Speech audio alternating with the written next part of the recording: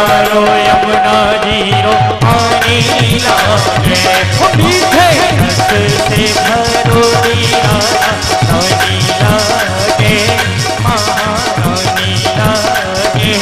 माने प्यारो प्यारो यमुना जीरो पानी लागे, माने प्यारो प्यारो यमुना जीरो पानी लागे, माने प्यारो प्यारो यमुना जीरो पानी लागे। बोल राधा रानी सरकार की जय। जय जय श्री राम, श्री राधे जय जय श्री राधे जय जय श्री श्री राम। राधे।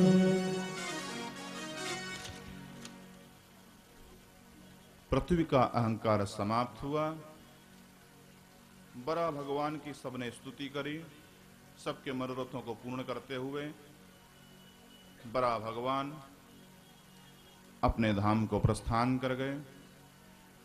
मनु शत्रुपा को आज्ञा हुई और मनु शत्रुपा को जो आज्ञा हुई तो उन्होंने सृष्टि करी। दो पुत्र हुए, उत्तानपाद और प्रियव्रत, ये दो पुत्र हुए। और आकुति, प्रसूति, देवहूति, आकुति, देवहूति, प्रसूति, ये तीन कन्याएं हुई। इनमें जो आकुति नाम की कन्या थी उनका विवाह रुचि प्रजापति के साथ में किया गया। प्रसूति नाम की जो कन्या थी उनका विवाह दक्ष के साथ में किया गया। और जो देवहूति नाम की जो कन्या थी उनका विवाह जो ब्रह्मा जी के छाया पुत्र जो हैं करदम जी महाराज उनके साथ में हुआ। और इनके यहां हुई हैं 9 कन्या। किनके यहां? करदम और देवहूति के यहां। करदम देवहूति के यहां 9 कन्याएं हुई। और ये 9 कन्या जो हुई है ना, ये कोई साधारण कन्या नहीं थी। हाँ, एक से एक महाराज विद्वान थी, विदुषी थी। आजकल महाराज एक के बाद 2 है जाए तो महाराज हाय 2 है गई, 3 है गई, 4 है गई, कैसे पार लगेगी? है कैसे पार लगेगी? और महाराज आजकल तो एक बात और है, समझ गए? समझ गए? हाँ, भ्रूण हत्या। पहले दिखवाया कि हाँ कौन है, बेटा है तो अपना है, और बेटी है तो पराई है, और पराई को अभी से पराई क्यों ना कर दो? हैं? कितना जघन्य अपराध हो रहा है? ये जीव हत्या कैसे खुलकर के हो रही है आज हमारे देश में। जहां हम माता को, बहने को मां का दर्जा देते हैं, मां का दर्जा देते हैं, दुर्गा का दर्जा देते हैं, लक्ष्मी का दर्जा देते हैं, सरस्वती का दर्जा देते हैं, उस देश में किस प्रकार से ये भ्रूण हत्या हो रही है। पता पड़ा कन्या है तो मार दो, मार देते हैं। परंतु इसका जो हश्र होता है ना जीवन में बहुत बुरा होता है। मैं आपको एक यहाँ बात बता दूं। वैसे यहां पर तो हो सकता है कोई ऐसा ना हो, होना भी नहीं चाहिए, और यदि हो तो जीवन में ना तो ऐसा अपराध दोबारा हो और ना किसी को करने दो। है? आपको जीवन देने का अधिकार दिया परमात्मा ने, लेकिन मारने का अधिकार नहीं दिया है। हत्या करने का आपको अधिकार नहीं है, राइट नहीं है। माताओं का स्थान हर प्रकार से पुरुष से ऊपर है, हर प्रकार से।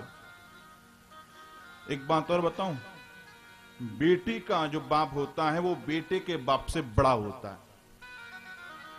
जो बेटी का जो बाप होता है, जिसकी कन्या है और जिसका एक पुत्र है, तो पुत्र का जो पिता है उससे बड़ा कन्या का जो पिता है वो होता है। बेटा केवल एक ही कुल को तारता है, बेटी 2-2 कुलों को तारती है, आगे की वाली पीढ़ी को भी तारती है। और ऐसे इस देश में जहां पे बड़े बड़े महात्मा हुए, बड़े बड़े ऋषि मुनि हुए, उन्होंने माताओं के विषय में, कन्याओं के विषय में, स्त्रियों के विषय में गुणगान किया, और उसी भारत देश में, उसी हमारे देश में इस प्रकार की जब घटनाएं होती हैं तो कितने आहत होते हैं हमारे भगवान, हैं? कितने आहत होते हैं हमारे वे ऋषि मुनि संत महात्मा। हाँ, गौ हत्या खूब हो रही है, भ्रूण हत्या खूब हो रही है। श्रवण कुमार जी, हम आपको एक मैसेज देंगे मोबाइल पे, वो मैसेज सबको दीजिएगा,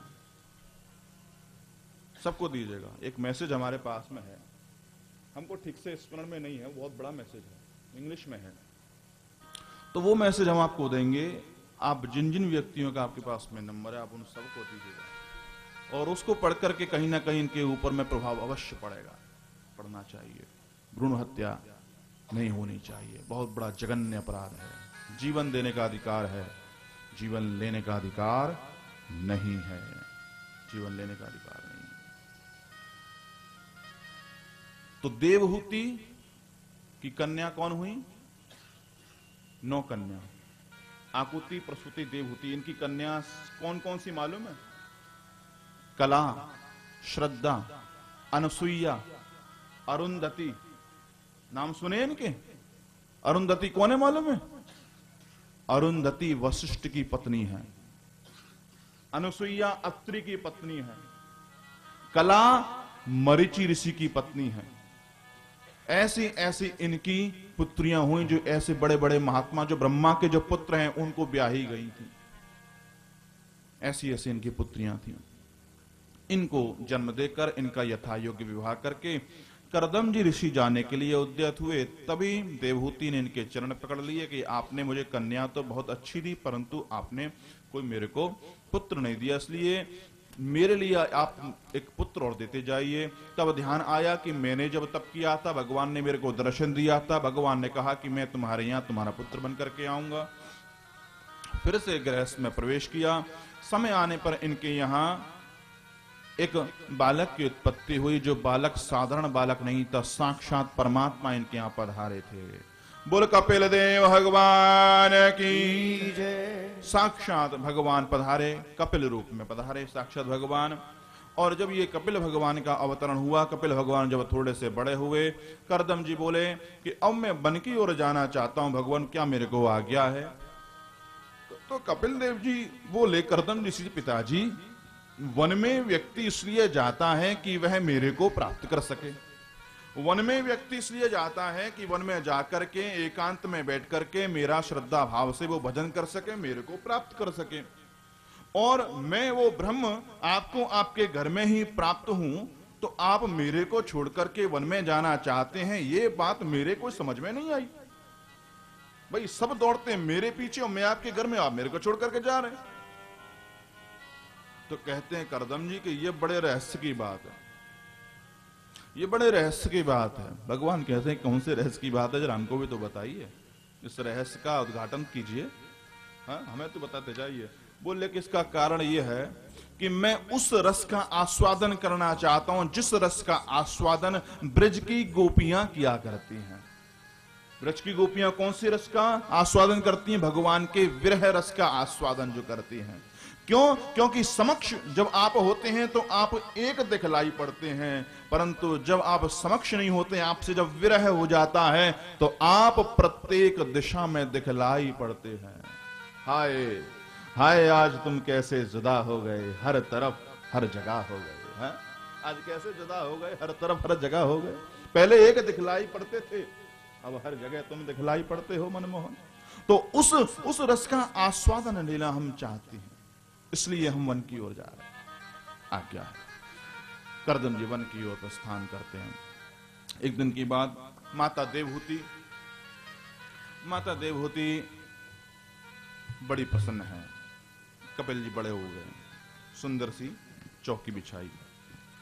एक बार प्रेम से राधे राधे बोल दो। बड़ी सी चौकी बिछाई है, चौकी पे एक सुंदर वस्त्र बिछाया, वस्त्र बिछा करके कपिल जी को बिठाया, तिलक लगाया, अक्षत लगाए, माला पहनाई, दक्षिणा दी की नहीं दी आई डोंट नो, इतना सब तो किया ही था, माला पहनाई।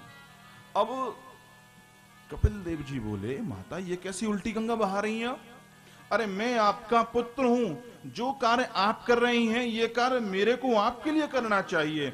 आप मेरी पूज्या हैं, मेरी माता हैं, मेरे को आपको ऊंचे सिंहासन पर बैठ करके ऐसी पूजा करनी चाहिए, और आप ये उल्टी बात कर रही हैं। अपने बेटे को ही आप चौकी पे बिठा करके आप उसकी पूजा कर रही हैं, ये बात मेरे को समझ में नहीं आई।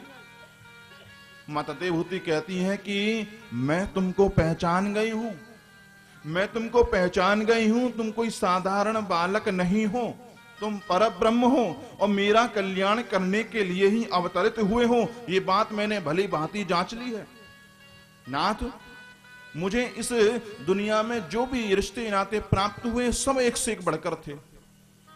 मेरे पिता इस सृष्टि के संस्थापक, सबसे पहले सृष्टि करने वाले मनु महाराज, मेरे पति ब्रह्मा के छाया पुत्र करदम, और मेरी बेटियां एक से एक होशियार, एक से एक विदुषी मेरी बेटियां।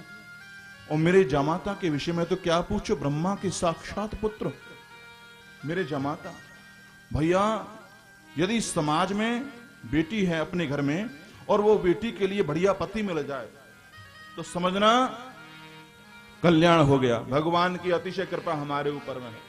हाँ, जमाई अच्छा मिल जाए तो सोचना कि भगवान की अतिशय कृपा है, बहुत बड़ी कृपा है कि हमको जमाई अच्छा मिल गया।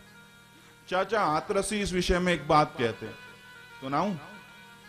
नंदू सुनाऊं? सुनाइए, आप तो सुनते रहते हो। बड़ा भयंकर जीव है इस जग में दामाद, बड़ा भयंकर जीव है इस जग में दामाद, और सास ससुर को चूस के कर देता बर्बाद। बड़ा भयंकर जीव, परंतु भैया हमारे यहां कोई ऐसा नहीं। ये तो औरों की बात है, औरों की बात। अब परिवर्तन का समय आ रहा है, परिवर्तन हो रहा है, और पुरानी बात है अब सब, परंतु अभी भी अपवाद है। लेकिन मेरे जमाता एक से एक बढ़कर के हैं, एक से एक विद्वान हैं, ब्रह्मा के पुत्र हैं, वैसे मेरे को प्राप्त हुए। मैं बड़ी भाग्यशाली हूं। लेकिन दुख इस बात का है, इन सब को प्राप्त करने के बावजूद भी मैं उस तत्व को नहीं समझ पाई जिस तत्व को ये लोग जानते हैं। मैं उस ज्ञान को प्राप्त नहीं कर पाई, मैं उस बुद्धि को, उस प्रज्ञा को प्राप्त नहीं कर पाई जिसके लिए ये लोग जाने जाते हैं।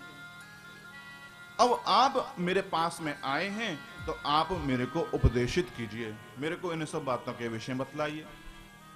मेरी ये जो इंद्रियां है ना, ये इंद्रियां मेरे को अपने अपने विषयों की ओर खींचती है। मेरी इंद्रियां मेरे को अपने अपने विषयों की ओर खींच रही है। मेरी ये जो जीवा है ना, ये जीवा जलेबी खाना चाहती है। मेरी ये जीवा जलेबी खाना चाहती है, और मेरे जो कान है ना, ये जलेबी बाई सुनना चाहते हैं। हाँ? बोलो प्रेम से राधे राधे। चाहते नहीं चाहते? अभी भजन सुनाओ तो बड़ी जल्दी ठीक है, और अभी कोई फिल्मी गीत लगा दिया जाए, अभी महाराज अभी उठते हैं। आज मेरे शाम की शादी है, कोई नहीं नाचेगा, और आज मेरे यार की शादी है, फिर कब मौका लगेगा। बोलो प्रेम से राधे राधे। नाचना है तो परमात्मा के लिए नाचो, परमात्मा आपके घर में आकर के नाचेगा। भगवान आपके घर में आकर के नाचेंगे, जैसे यशोदा के यहां आकर के नाचे। जैसे गोकुल में रहने वाली जो गोपिकाएं थीं, उनके यहां आकर के भगवान नाचा करते थे। एकमात्र थोड़े से माखन के लिए, छाछ के लिए भगवान नाचा करते थे। क्या छाछ की कमी थी? क्या छाछ की कमी थी भगवान के पास में? कोई कमी नहीं थी। लेकिन ये सारे की सारी जो गोपियां थी, यानी कितने वर्षों से भगवान के लिए प्रार्थना कर रही थी, हैं? कितने चक्कर लगाए भगवान के लिए, नृत्य कर रही थी भगवान के लिए, भगवान आवागमन में चल रही थी। बार बार यही था कि कैसे ना कैसे भगवान का दर्शन प्राप्त हो जावे। और आज भगवान दर्शन देने के लिए आए, और दर्शन नहीं दिया, घर में आकर के नाचे भी इनके कहने पर। तो कुछ छाछ दूंगी, माखन दूंगी, नाच कर कह देगा खूब ठुमका लगाते हैं। क्यों? क्योंकि इन्होंने भी भगवान के लिए ठुमका लगाए, जैसे आप लगा रहे हो। हाँ, जैसे आप लोग लगा रहे हो उन लोगों ने भी लगाए, और ऐसे ही आप लोगों के पास में भी एक ना एक दिन भगवान आकर के नाचेंगे और आपको अपने साथ में नचाएंगे, और कहीं और नहीं नचाएंगे, यहीं नचाएंगे। और वो देख लेना, मैं तुमको सिद्ध करके दिखा दूंगा। भगवान तो आ ही गए, राधा गोविंद खड़े हुए, है कि नहीं? राधा गोविंद तो खड़े हुए, बस एक आपके साथ में नाचने की बात और है, वो भी यहाँ पे सिद्ध होकर के ही रहेगी। एक बार प्रेम से बोलो बांके बिहारी लाल लाल की जय। बोले। सबसे बड़ी बात यह है, मैं आपको ये जो संवाद जो है ना, बड़े सूक्ष्म रूप में, और जैसे कि गागर में सागर बनने वाली बात होती है, उस प्रकार से इस बात को मैं यहां पे समझा देता हूं। देखो, ये हमारी जो जीवा है, ये छंकल होती जा रही है। ये मीठा खाना तो बहुत जानती है, परंतु मीठा बोलना नहीं जानती है। हा?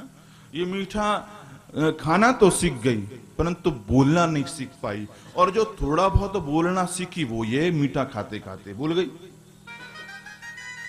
लेकिन इस जीवा का मुख्य काम क्या था? भगवान का स्मरण, भगवान का नाम लेना। वो भगवान का नाम लेना ये भूल गई। अब आपको एक मैं बात बताऊं, एक उदाहरण दूं इस जीवा को लेकर के, समझना बात को। जिस प्रकार से ये जीवा उच्छृंखल होती जा रही है ना, ऐसे ही एक गांव में एक कन्या थी, वो भी उच्छृंखल हो गई थी। माता पिता बड़े परेशान थे उससे। जब देखो महाराज क्लबों में जावे, जब देखो महाराज घर से बाहर, जब देखो महाराज छत के ऊपर, जब देखो महाराज। अच्छा, उसके फ्रेंड, हाँ बॉयफ्रेंड ज्यादा था, बोलो प्रेम से राधे राधे। तो इस प्रकार की कन्या, तो जो इस प्रकार की कन्या थी, अब इसके विवाह की बात चले तो भैया विवाह की बात चलेगी तो जो बेटा वाले जो होते हैं, वर पक्ष होता है, वो भी पूरा समझना चाहता है कि भैया जहां से बात चल रही है वो लड़की है कैसी है, कन्या है कैसी है।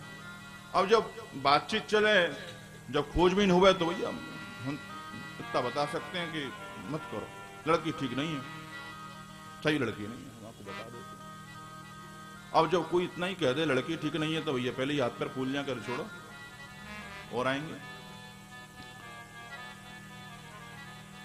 इस कन्या के जो माता पिता थे, उन्होंने दूर के एक गांव में जाकर के बिना अपनी कन्या के बारे में सच्चाई बताए, अरे कौन पता पढ़ने देगा, सच्चाई बिना बताए अपनी कन्या का विवाह दूर गांव में रहने वाले एक व्यक्ति के साथ में कर दिया।